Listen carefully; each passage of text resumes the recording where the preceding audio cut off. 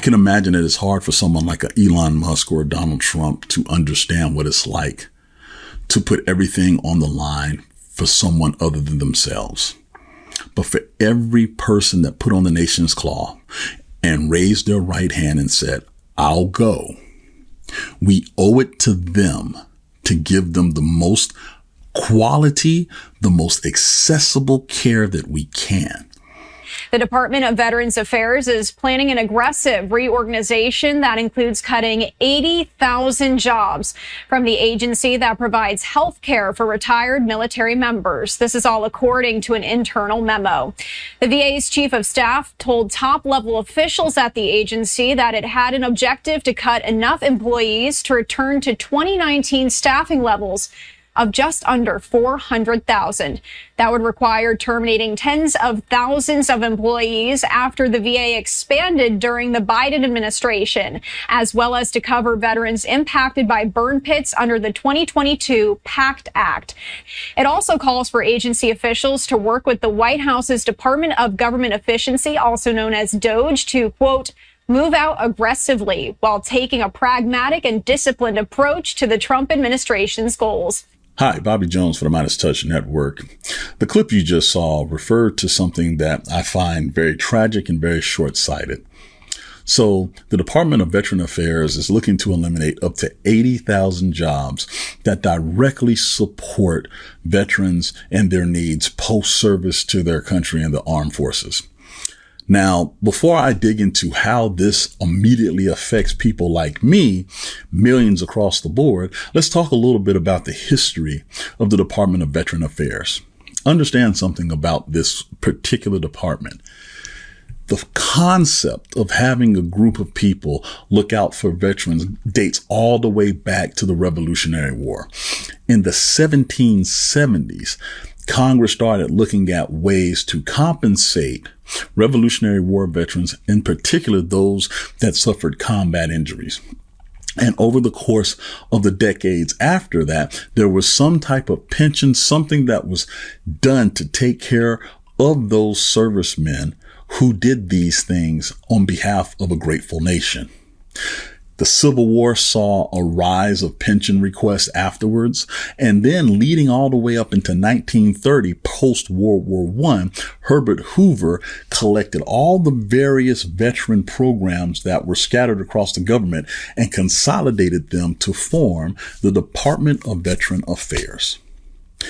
Obviously, World War II really ramped up what that organization had to do, and by 1989, Ronald Reagan had ramped that department to a cabinet level position. Because if you stop and think about it, in the 1980s, you had World War II veterans, you had Korean veterans, and you had Vietnam veterans all still alive, needing various services based on what they had to go through.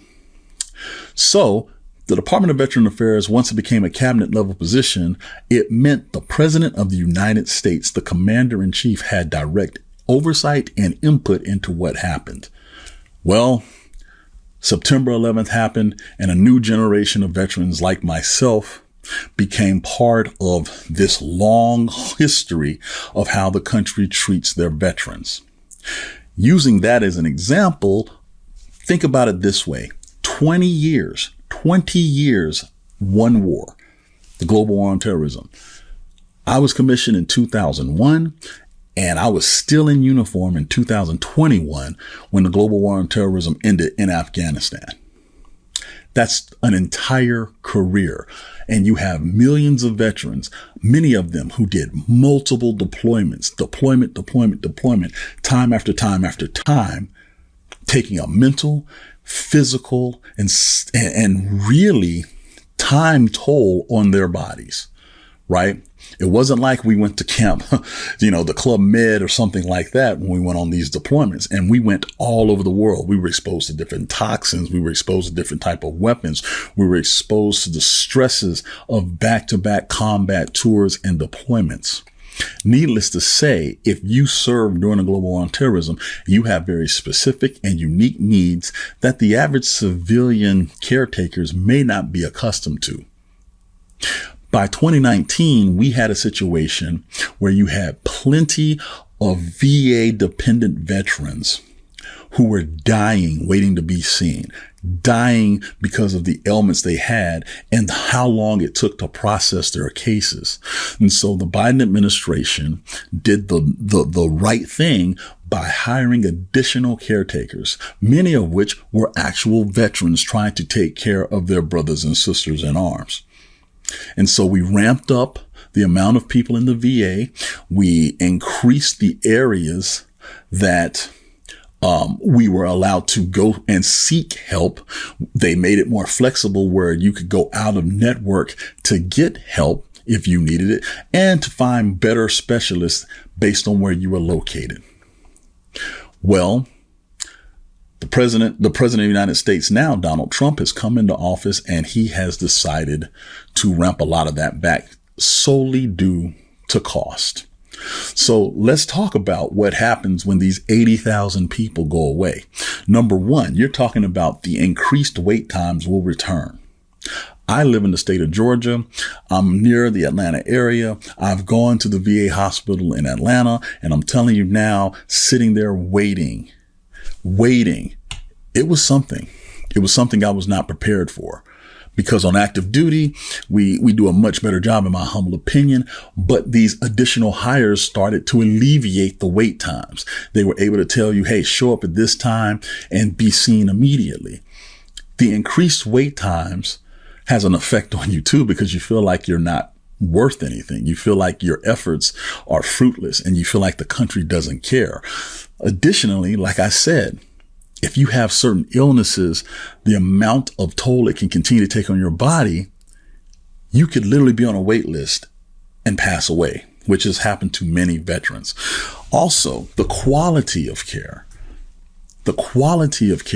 could also decline and will also decline based on the fact you don't have enough people to give you the individualized attention that you may need. Veterans don't complain. We really don't. I mean, especially if you did a career in the military, we kind of take it and just move on. We absorb a lot, but we don't really complain. However, when you finally see someone and the quality of the service that you get is lacking, it annoys you, just like it would annoy any civilian. The other piece, too, is the critical programs that are unique to veterans for mental health and some of the sicknesses that we've come into. Many people have heard about Agent Orange and those things that happened to Vietnam veterans. Now you've got the burn pits that happened to my generation of veterans.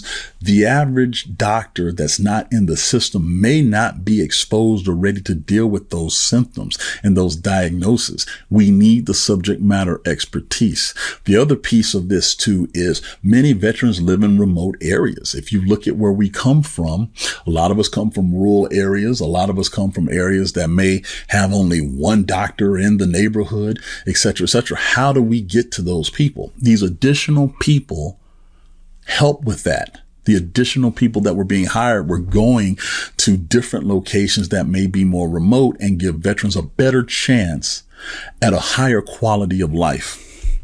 And then the research that needs to go into medical diagnosis for veterans. You know, we've seen a lot of forward thinking on traumatic brain injuries where the military has combined with and worked with the NFL, right? Groundbreaking things that we're learning about the human body and how we process certain type of injuries.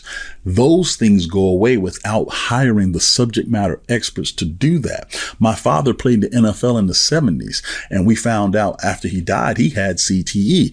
I'm a guy that played football in college and also served 20 plus years in the military. These connective tissues, as far as injuries, head injuries in particular, they matter to people like me. They matter to people who just have kids that play sports. Those groundbreaking discoveries could not happen unless we have the right people hired.